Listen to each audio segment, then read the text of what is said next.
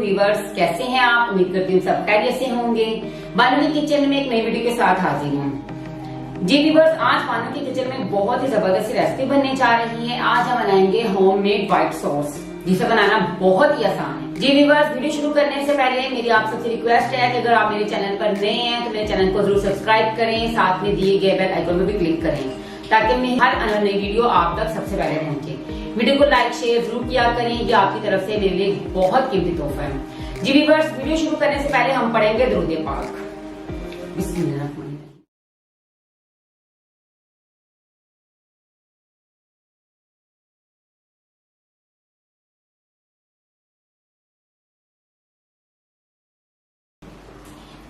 जी viewers, दुरूद पाक हमने पढ़ लिया है। अब हम होममेड व्हाइट सॉस बनाना शुरू करते हैं।